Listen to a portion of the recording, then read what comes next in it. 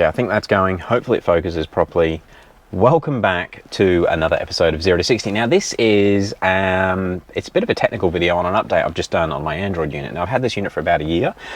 Now while I keep talking to you, I'm just going to power the car on so you can see what happens when I get in the vehicle now.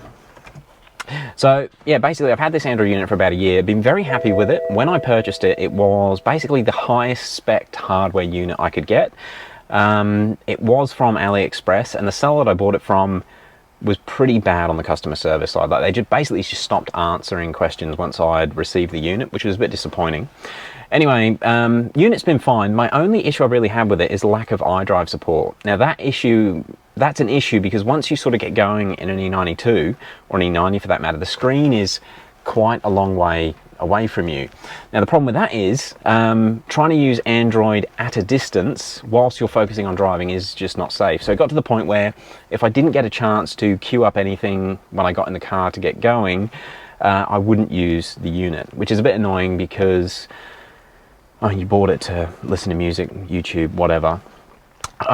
So yeah, it was something I wanted to try and get resolved. Now I had seen this unit actually come with an app called Z-Link. The Z-Link is designed for Apple CarPlay, or getting wireless CarPlay working with the Android units. It was the one application on the unit when I got it that when you went into that application, the iDrive controller actually worked. Z-Link never worked for me. It wouldn't connect to my phone, couldn't work it out, and this is what I was trying to communicate with the seller, and they were no help. So I'd made the assumption that it's something to do with the Apple CarPlay programs on them will actually work with the iDrive. So about 2 months ago, I bit the bullet and I bought an Apple CarPlay dongle. Was pretty excited to get my iDrive support working. However, it arrived last week, plugged it in, set it up, connected the phone, and I had no iDrive support. So iDrive didn't control anything in Apple CarPlay. Went through and did some digging, and it turns out that there was an update for the Android units that come out about 2 or 3 months ago that actually significantly improved the way they integrate with the BMWs.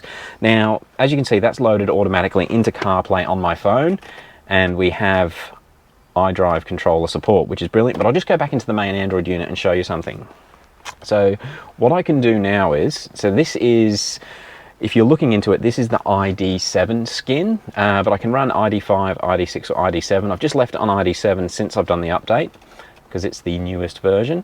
But basically when I go into the Android apps now this was all normal. Inside the Android, I say Android, but inside the BMW Android version, inside this window here, I actually had iDrive before, so I could select apps with the iDrive, but once I got into the app, the iDrive controller didn't work. Now I'll just go into YouTube quickly, and it should load up. Now you can see that top video is actually selected, and I'll try and show you with the GoPro here. And if I go like that, it's gone down to some news video, and I can actually select videos with the iDrive controller. Josh Frydenberg joins us. Treasurer, good morning. No, we don't need to listen to the news. It's as bad as the radio. So I'll just close YouTube out. Now, huge advantage, and I will get into what's happened with the update. Actually, let's do it now. So to do these updates, from what I can tell, this is only going to work if you've got a PX6. The PX6 hardware, from what I can tell, come out late 2018. Early 2019, and then mine, which is a Snapdragon, these come out sort of mid to late 2019. So if you've got one of those units, you're going to be able to run this software that I've got a link to below, and it will get yours working with the iDrive controller like mine is, which is worth its weight in gold. So I'll go into settings, and if you scroll down to system info, this is where it tells you what MCU and what firmware you're running. Now basically, the MCU, that is the skin, so it's this program thing that you can see right now, or it's what links that to the car, I should say. Now there's a couple of things you need to know. So you can see here we've got the MCU version 023, 052, and then little d. Now those two capital letters, the G and S, that's what you need to pay attention to. So before you do any updates, go into this screen on your Android unit and see what those two letters are, because that signifies the version of the MCU that you need to get from the repository is. And from memory, there's 3 or 4 different manufacturers, and you need to use the right MCU for your Android or else it may cause problems. Mine is a GS unit. I don't really know what that signifies, but just make sure that you match those two letters up to yours. You also need to match whether you've got a CCC or a CIC or an NBT in those next ones. So pay attention to those letters when you download the update from the link below.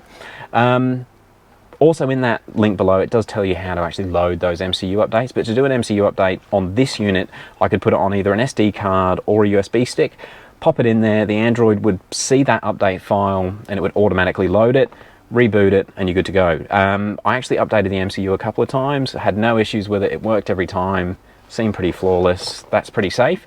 But the big update and the thing that got my Idrive controller working was the application version.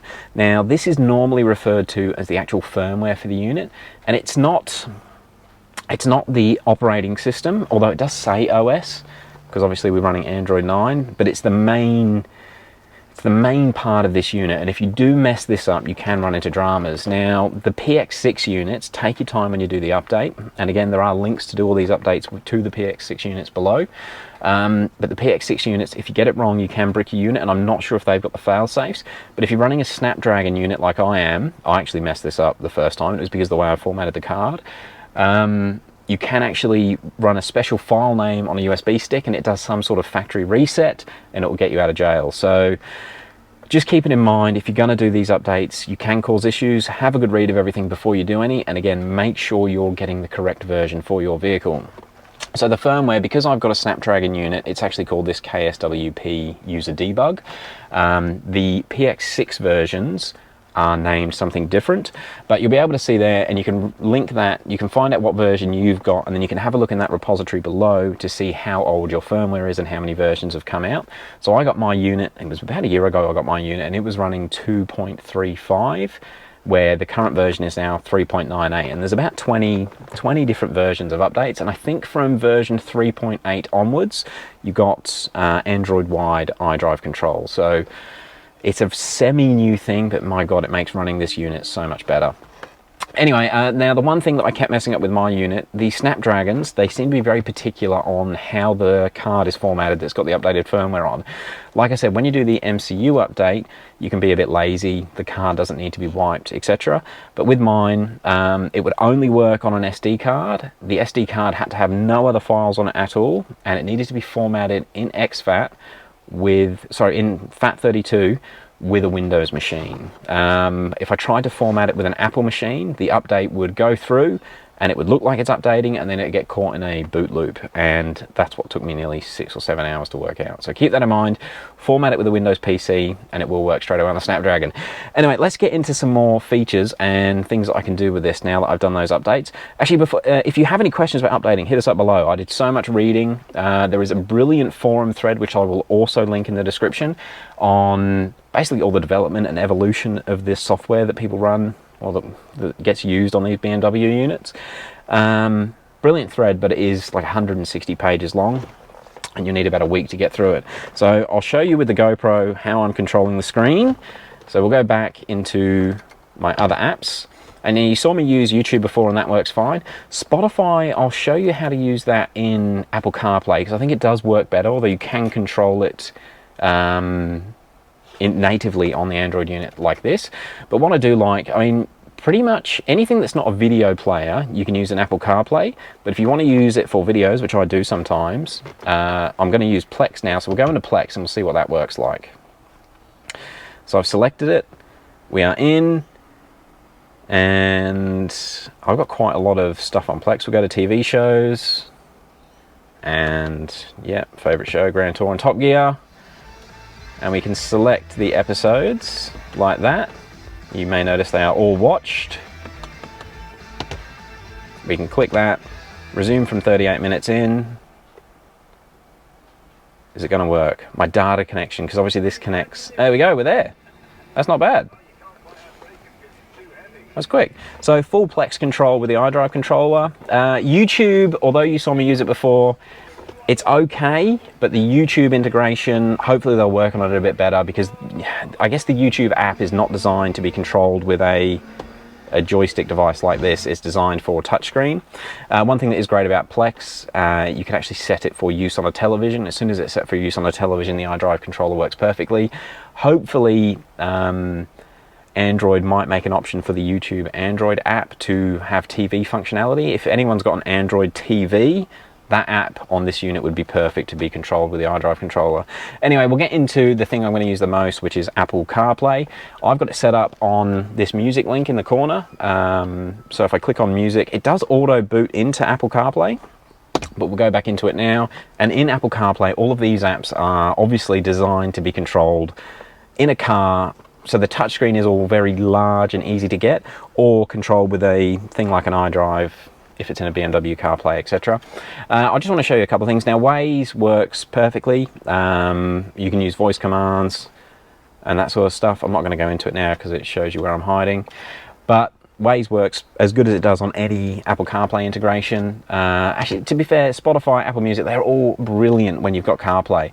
I'll keep showing you. So I'm doing it all with the Idrive controller. I'll go to My Library, Playlists, 2019 random songs, bit of Post Malone, and that's it. Actually, I turned it down and it just plays. So that was just me doing the volume. So as well as having the Idrive control, things still work. I'll just turn that down so we don't get copyrighted. Sorry, shut up. But hopefully you can see it there. So we've still got steering wheel controls as well. And it works perfectly. And volume, obviously. So what it's done, it's really improved the way that the whole system integrates with the driver. It's much safer to use whilst you're on the move. It's smoother, it's quicker. Even though the Android did have, it has obviously, we'll go to apps. So I've got Waze on the native Android. Where is it? Where is it? There it is. And that works fine if you use it as a touchscreen, but being able to control it in the Apple CarPlay version just works a lot better. So I think if you've got one of these units, get it running the latest firmware version so you get the full Idrive support, and then get a CarPlay unit. They're 50 or 60 bucks for wireless CarPlay, and the integration is brilliant. And if you still need to use any video apps like I do, it still sort of works. Plex seems to work brilliantly. Hopefully YouTube release an update, or if anyone knows how to get YouTube TV working, or the YouTube TV app working on one of these Androids, that'd be great as well. Look, I'm going to end it off there. The main point was I just wanted to let people know that there is updates for these Android units. I did do a video on this unit when I first got it, and it's had quite a few views. Yeah, I just want to let people know the software update. It's free, it's available at the moment, and it really improves them. All right, guys, I'll end it off there. Thank you very much for watching. I'm going to watch some more Grand Tour, because why not? We'll catch you on the next one. Peace.